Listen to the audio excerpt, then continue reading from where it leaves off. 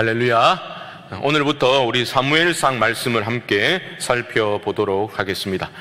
사무엘서의 시대적 배경은 사사 말기 시대입니다. 성경 순서를 보더라도 사사기, 룻기, 사무엘 상하 이렇게 이어지지요.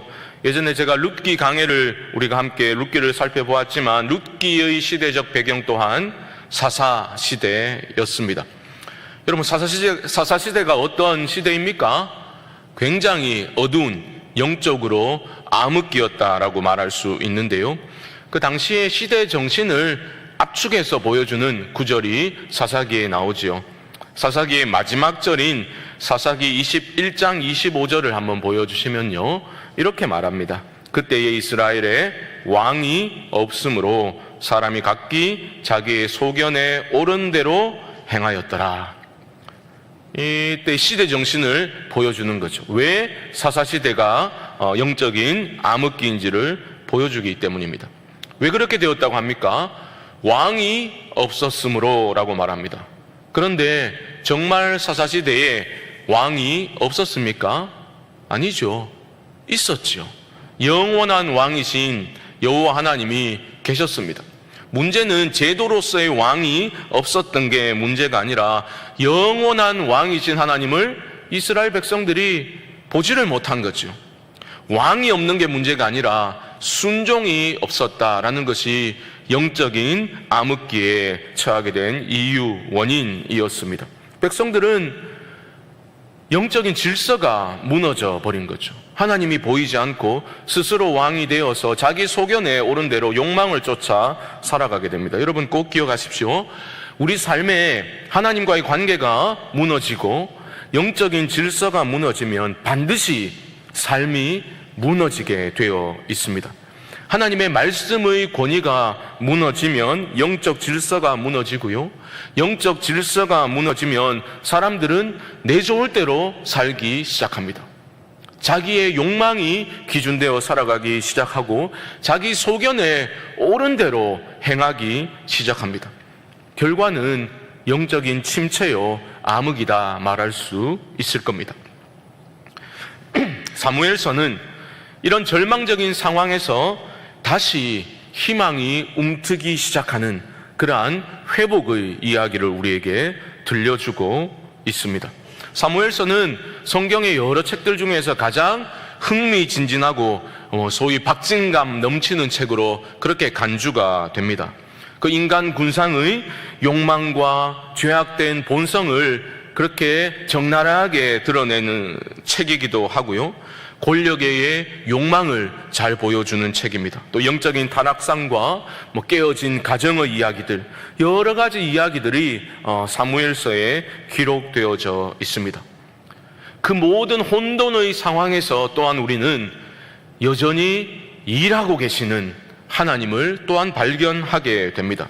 하나님이 다시 왕으로 이스라엘을 다스리시고 하나님의 마음에 합한 사람 다윗을 세우시고 또 장차 다윗의 후손으로 진정한 왕으로 오실 예수 그리스도를 우리는 미리 내다볼 수 있도록 사무엘서는 우리에게 알려주고 있는 거죠. 그런 면에서 사무엘서는 인류 구원을 위해서 여전히 지금도 쉬지 않고 일하시는 하나님의 열심이 어떤 모습으로 나타나는지를 우리에게 잘 보여주는 책입니다. 하지만 이것은 그저 큰 이야기만은 아닙니다. 나와 상관없는 큰 이야기만은 아닙니다. 하나님의 이야기는 내 삶과 내 삶의 형편과 상관없이 돌아가는 큰 이야기가 아니라 그 큰 구원의 역사 안에서 나 자신과 우리의 가정과 우리 교회의 위치를 점검해 볼 수 있겠죠. 그리고 우리가 어떤 방향으로 어디로 나아가야 살 수 있는지를 사무엘서는 우리에게 잘 보여주고 있습니다. 여러분 보십시오. 이 큰 구원의 이야기가 어떻게 시작되는지를 주목하셔야 됩니다. 한 가련한 여인의 어떤 비참한 삶의 상황을 소개하는 것으로 시작하고 있죠. 여러분, 사사시대가 역시 배경이었던 룻기의 시작 또한 비참하였지 않습니까? 룻기 1장 1절 말씀 한번 보여주시면 이렇게 말하죠.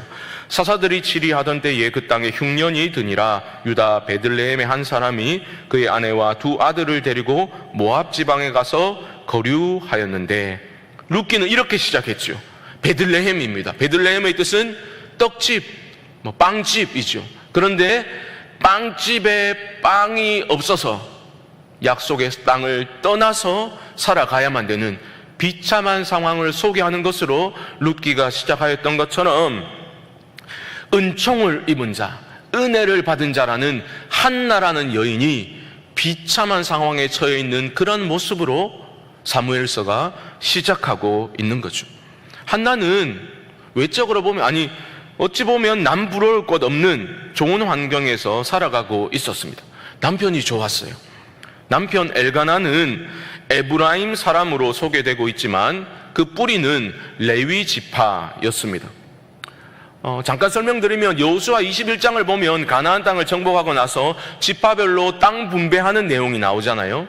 그때 레위 지파 중 일부, 그러니까 그핫 자손들은 에브라임 지파가 받은 그 땅에서 자기의 기업을 좀 받게 됩니다. 에브라임 지역에 정착했던 사람들이 레위 지파 중에서 그핫 자손들이라는 거죠.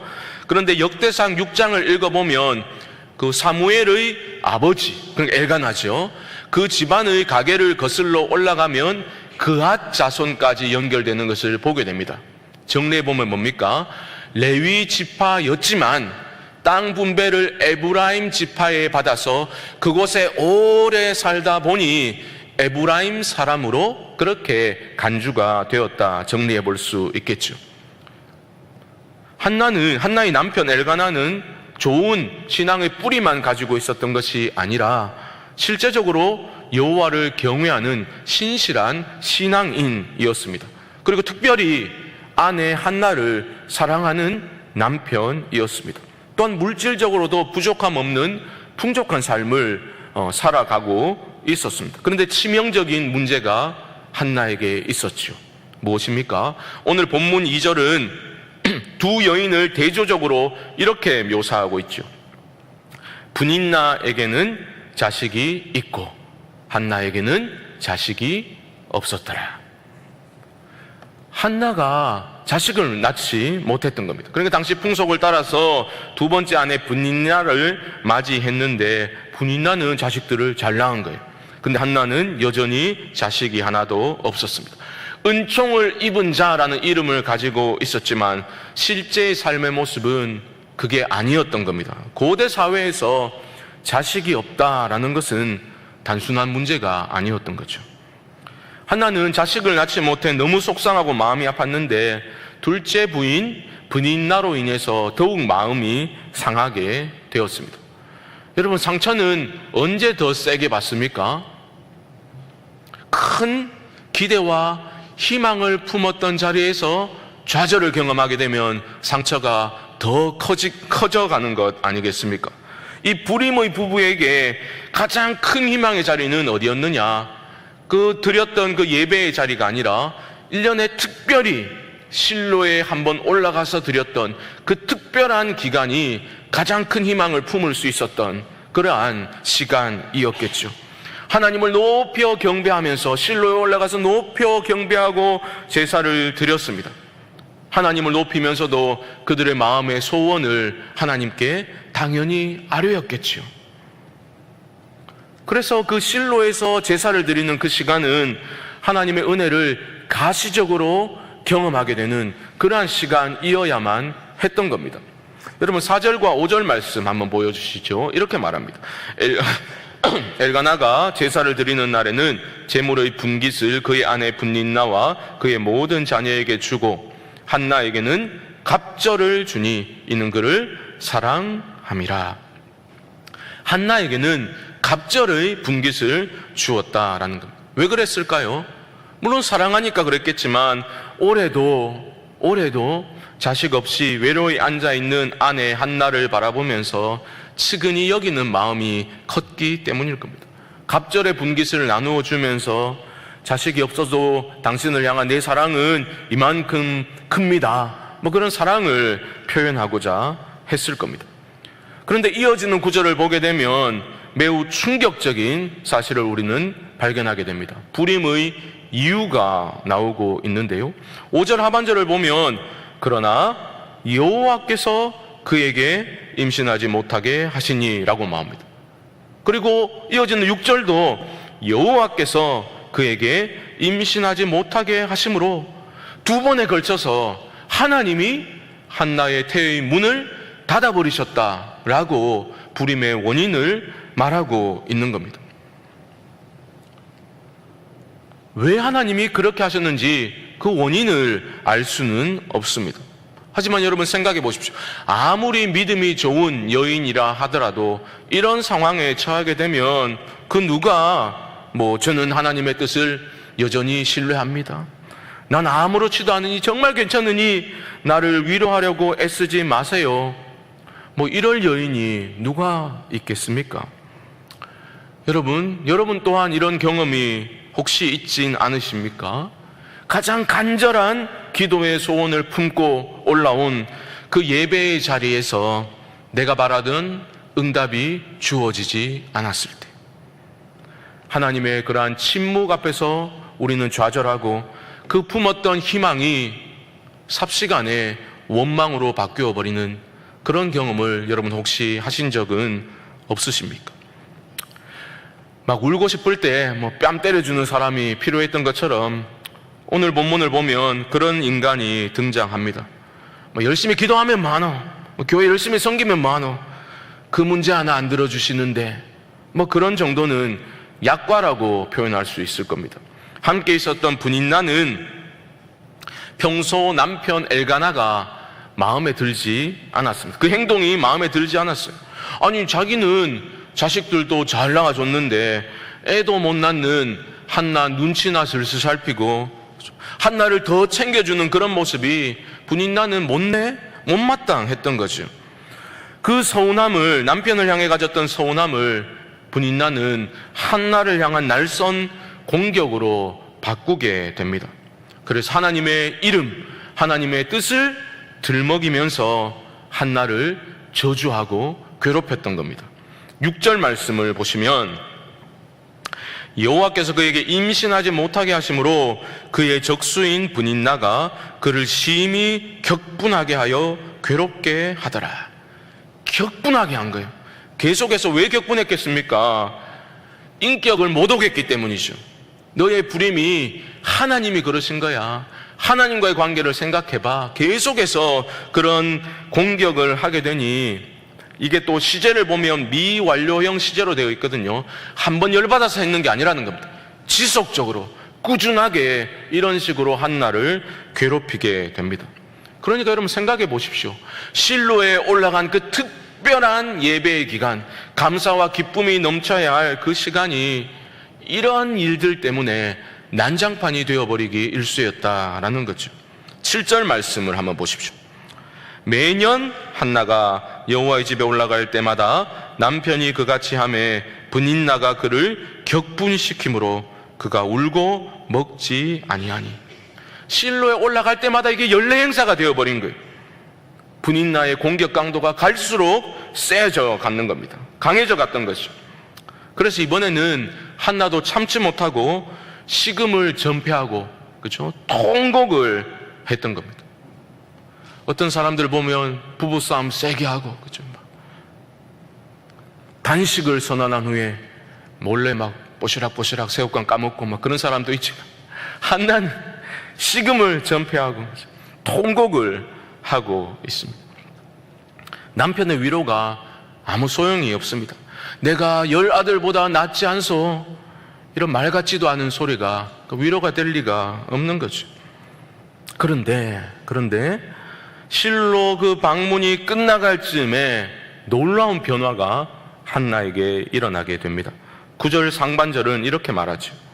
그들이 실로에서 먹고 마신 후에 한나가 일어나니. 보십시오. 한나는 이런 괴로운 상황에서, 절망적인 상황에서 주저앉지 않았습니다. 한나는 일어서고 있습니다.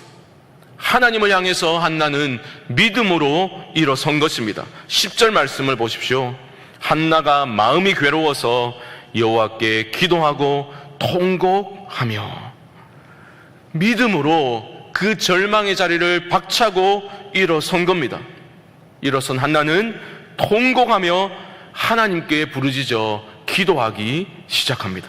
여러분, 여기서 성도가 정말 괴로움을 당하고 마음이 힘들고 괴로울 때에 어떻게 그 고난에 대응해야 하는가, 그것을 우리에게 가르쳐주고 있습니다. 한나는 브닌나의 그 모욕적인 언사로 인해서 또한 자신의 그 상황 때문에 심히 괴로웠습니다. 하지만 신세 한탄만 하고 있지도 않았고 브닌나와 싸우지도 않았습니다. 대신에 그 괴로움을 다 가지고서 하나님께 나아가고 있습니다. 물론 우리는 한나의 이런 반응을 보면서 우리가 모욕을 당하더라도, 그렇죠? 참지만 말고, 아니 참고 기도만 해야 한다, 그런 성급한 결론을 도출할 필요는 없습니다. 때로는 피하지 않고 상대방을 위해서라도 상대방의 잘못을 지적해야 될 때가 분명히 있을 겁니다. 한나의 경우를 보자면 한나가 브닌나에게 대응하지 아니하고 문제를 가지고 하나님께 나아갔던 이유가 뭘까요? 자신의 불임의 원인이 하나님께 있음을 한나가 알았기 때문입니다. 왜인지는 몰랐어요. 하지만 이 일이 하나님으로 인한 것임을 한나는 알았던 겁니다.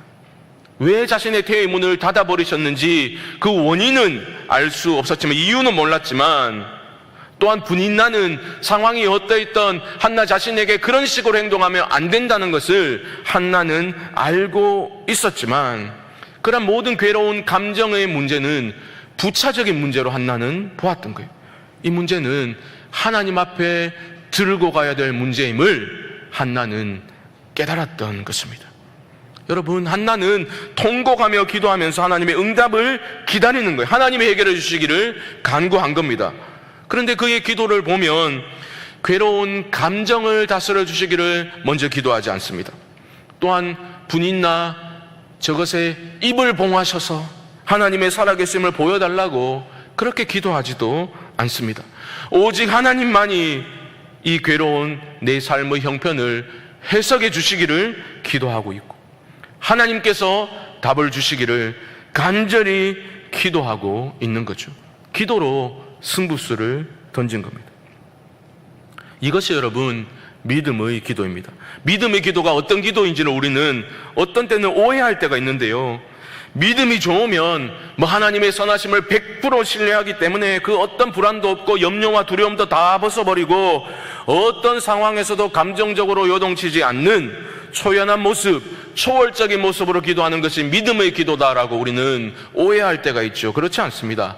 여러분, 그건 기독교가 아니에요. 기독교는 나의 어떠한 감정적인 요동도 허락하지 않는 그런 차원에서 초월적인 종교가 결코 아닙니다. 여러분, 기독교는 그냥 도인되는 그런 종교가 아닌 거죠. 내 믿음에 있어 100%가 어디 있습니까? 괴롭고 불안하고 염려가 되는 것, 마음이 요동치는 것, 그건 당연한 겁니다. 하지만 그 괴로운 순간에 주저앉지 아니하고 선하신 하나님을, 내 상황이 이렇게 힘들고 내 마음이 괴롭지만 하나님의 선하심을 결코 부인할 수 없는 겨자씨만한 믿음이 내 안에 살아 움직이고 있기 때문에 우리는 일어나서 다시 하나님을 바라볼 수 있는 거죠. 그것이 바로 믿음입니다. 51대 49라고요. 믿음 편으로 저울추가 51이면 기울어지기만 하면 우리는 믿음으로 행하고 기도할 수 있는 겁니다. 그게 믿음의 기도입니다. 100%는 없는 거예요. 여전히 괴로움이 내 안에 있습니다. 여전히 이 상황이 힘들고 이해도 잘 되지 않습니다. 그럼에도 불구하고 믿는 거죠.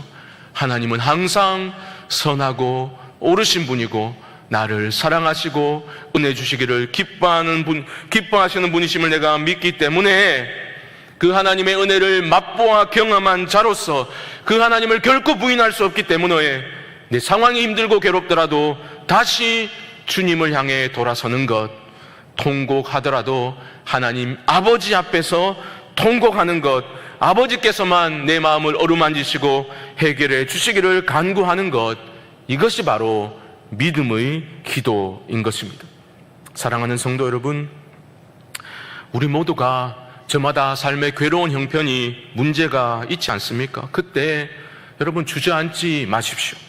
주저앉아 버리는 것이 아니라 다시 일어나서 주님의 얼굴을 바라보고 믿음의 기도를 올려드릴 수 있게 되기를 주님의 이름으로 축복합니다.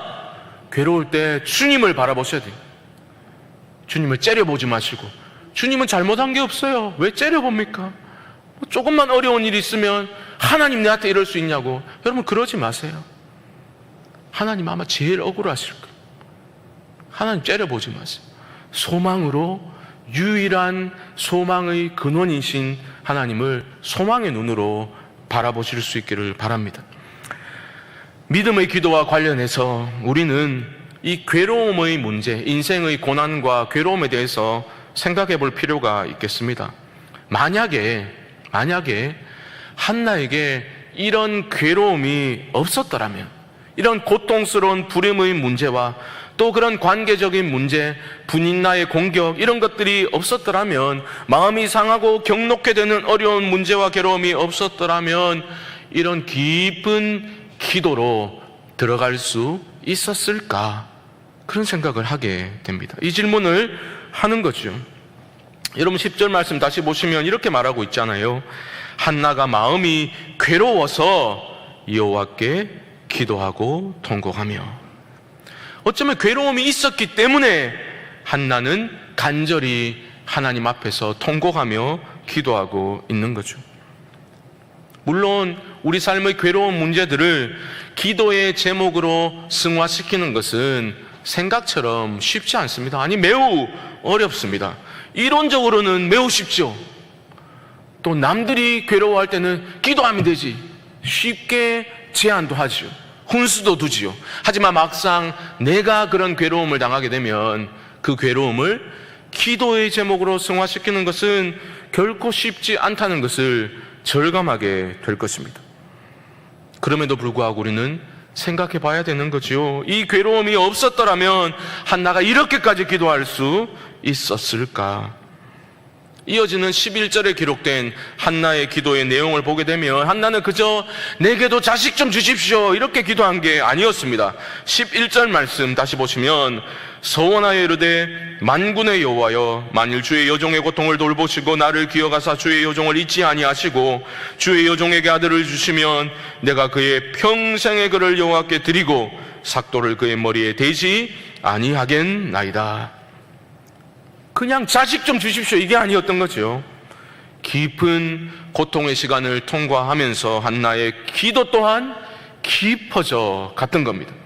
단순히 대를 잇기 위해서, 한을 풀기 위해서 자식을 달라고 기도하는 게 아니라 이 어두운 절망의 시대를 밝히는 그러한 하나님의 그 구원의 역사에 쓰임받는 그러한 온전한 나실인으로 자신의 아들이 쓰임받기를 원하는 그러한 소원 기도를 한나가 지금 드리고 있는 것 아닙니까?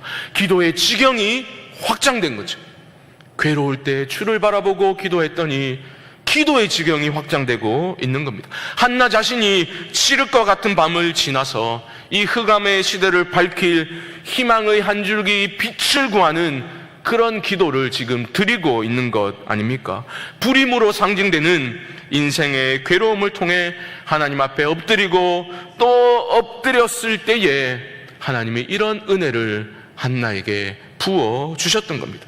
사랑하는 성도 여러분, 우리 인생의 괴로움과 그 고난을 통해서 우리가 주님을 바라보고 또 바라보게 되면 나의 그 괴로움과 어려운 문제를 넘어서서 역사하실 하나님을 기대하는 소망이 내 안에 솟아남을 경험하게 되실 줄 믿습니다.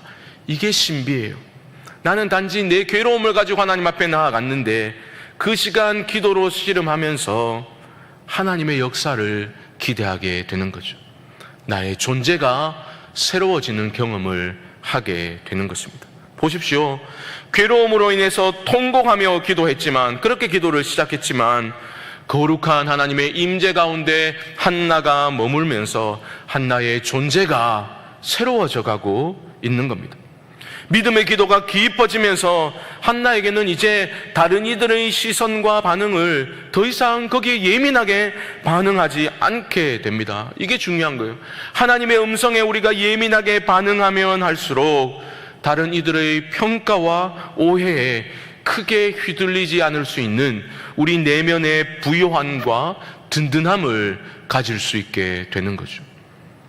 한나는 그렇게 깊이 기도하고 있을 때 영적으로 둔감해져 있던 엘리 제사장은 뭐라 했습니까? 술 취한 줄 알고 야, 여기서 술 먹고 뭐 이러고 있냐, 포도주를 좀 끊으라, 이렇게 말했지 않습니까? 그때 한나는 빠락빠락 대들면서 논쟁을 하지 않았죠. 하나님의 음성에 깊이 반응할수록 이런 일들이 일어나게 되는 겁니다. 하나님이 크게 보이고 하나님의 음성이 크게 들리면 사람들이 무슨 말을 하던 별로 중요치 않게 되는 거죠. 기도 가운데 하나님의 임재를 깊이 경험하면 우리 안에 내면의 부요함이 쌓이게 되기 때문입니다. 그 내면의 부요함이 있었기 때문에 한나는 내가 언제 그랬냐는 듯이 그 얼굴에서 수심이 사라지게 되었던 거죠. 여러분 18절 말씀 보십시오. 함께 읽어봅시다. 18절 시작. 이르되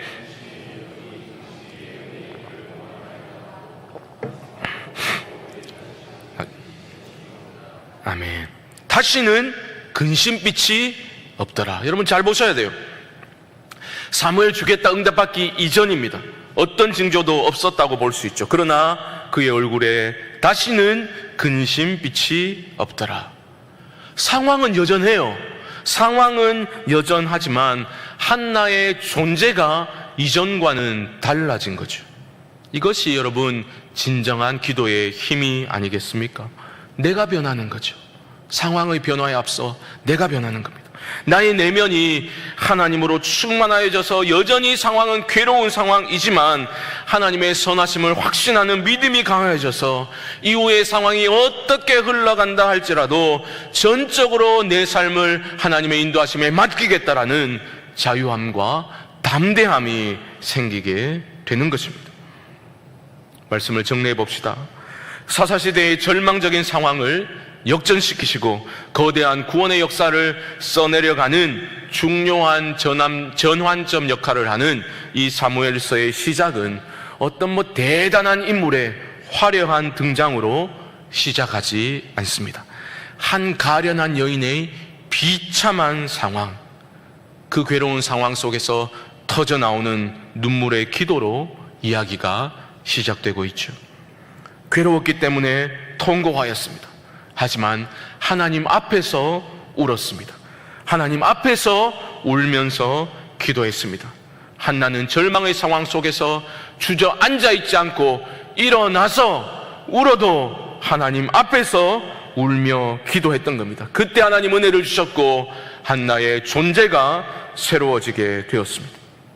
괴로워서 주님의 얼굴을 바라보았을 뿐인데 선하신 우리 주님은 내 눈앞의 문제 해결의 급급한 차원을 넘어서게 하시고 하나님의 큰 일을 꿈꾸게 하시고 그 일을 위해서 더욱더 깊이 기도하도록 우리를 이끌어 가시는 겁니다.